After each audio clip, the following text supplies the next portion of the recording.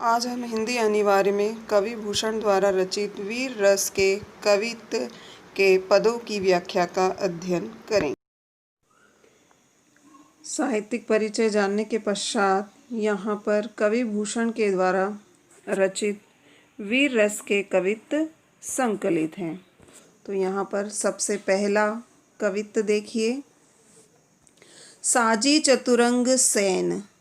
चतुरंग यानी 4 प्रकार की सेना, हाथी, घोड़े, रथ और पैदल चलने वाले सैनिक। सैन यानी सैनिक। अंग में उमंग, उमंग यानी उत्साह धारी। सर्जा शिवाजी जंग जीतने चलत है। सर्जा महाराज शिवाजी की एक उपाधि है। जंग यानी युद्ध।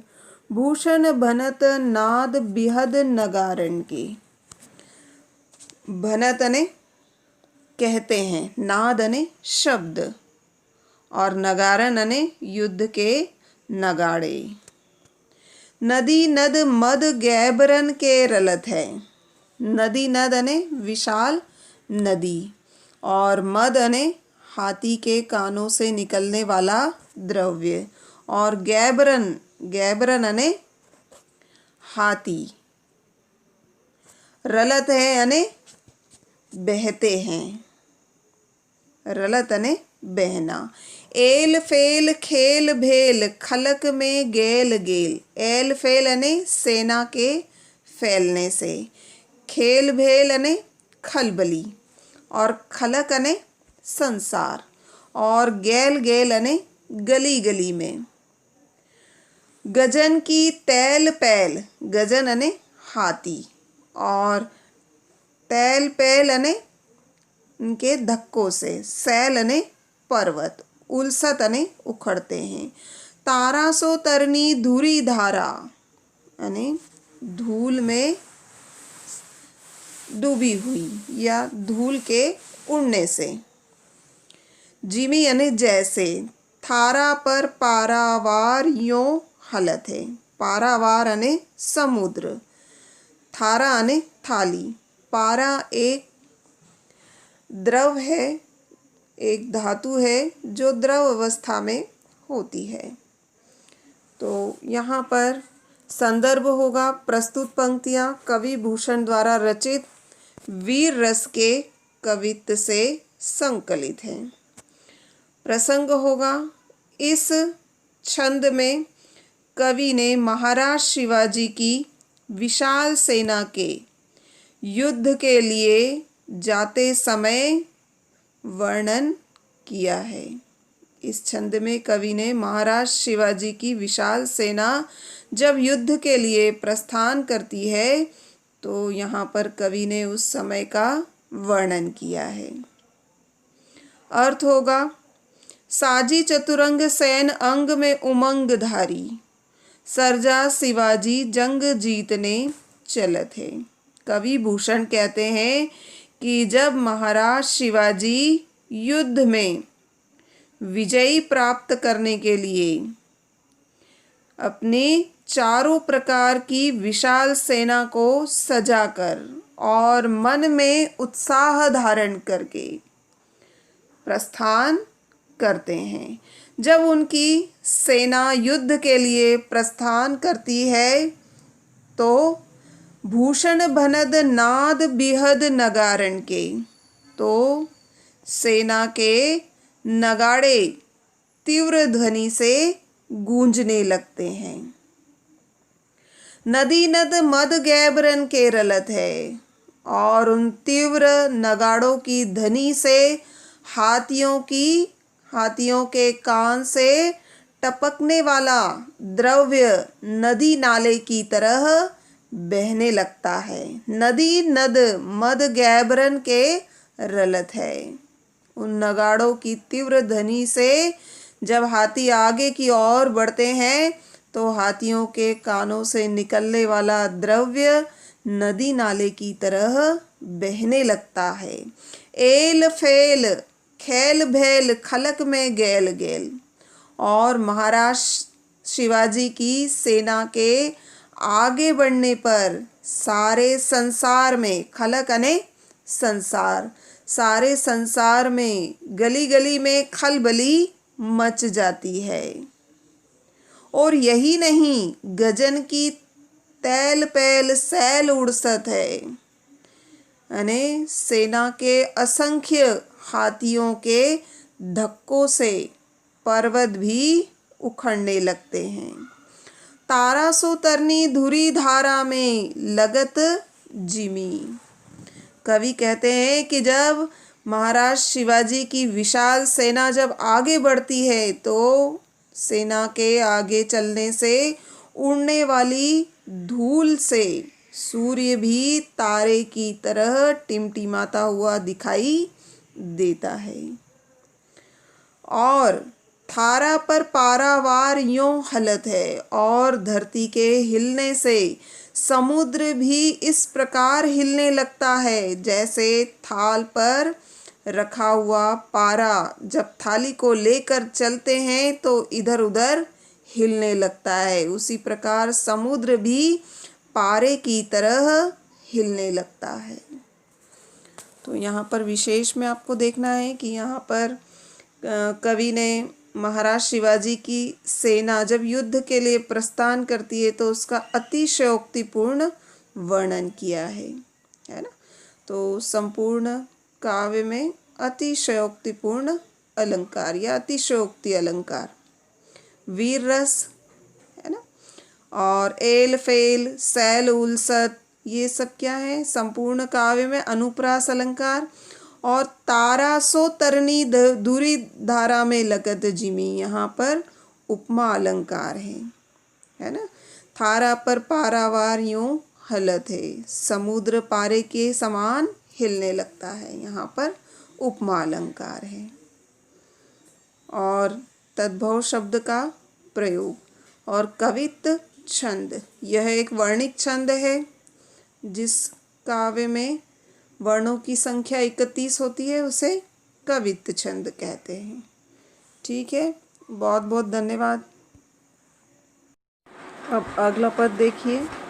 सबन के ऊपर ही ठाड़ो रहीबे, ठाड़ो रहीबे यानी खड़ा रहना। जोग, जोग यानी योग्य। ताही खरो कियो 6000 के नियरे, 6000 ने 6000, नियरे यानी पास, खरो यानी खड़ा करना। जानी गैर मिसिल, गैर मिसिल यानी बराबर न होना। गुस्सिले यानी क्रोधी या गुस्सा होना। धारी मन कीन्हो ना सलाम न बचन बोले सियरे, सियरे यानी नम्र या शीतल। भूषण भनत महावीर बलकन लाग्यो, बलकन लाग्यो यानी उत्तेजित होना। सारी पात साही के उड़ाए गए जियरे, जियरे यानी हृदय।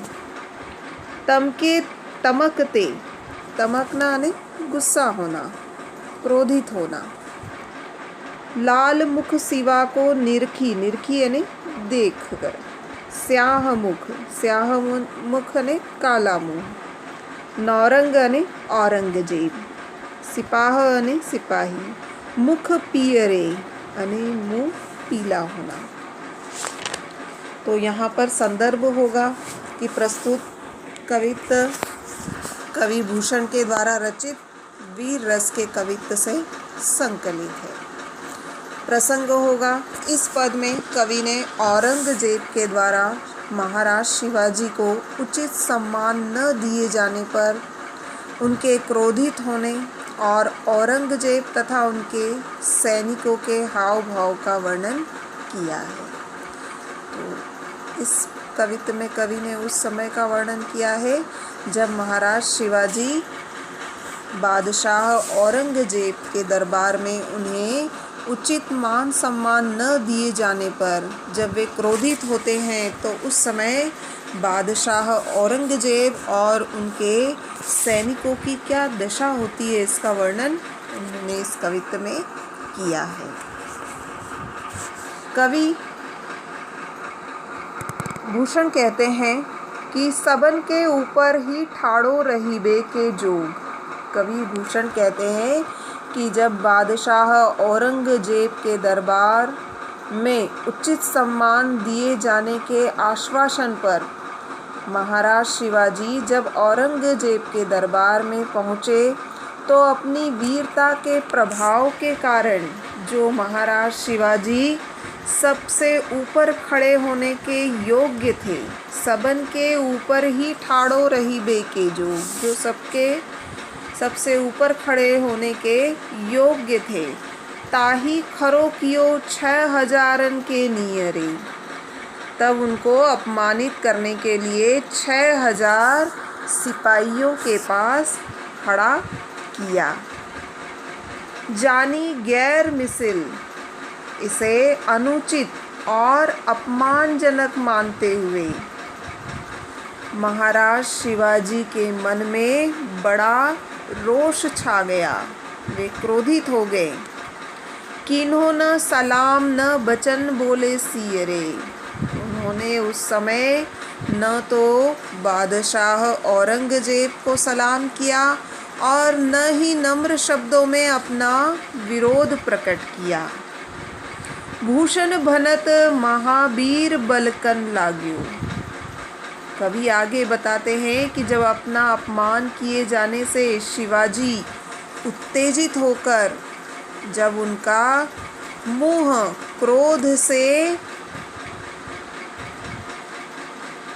क्रोधित हो गया तो उनके रौद्र रूप को देखकर सारी पात शाही के उड़ाए गए जियरे, यानी बादशाह के जितने भी सिपाही थे उनके होश उड़ गए।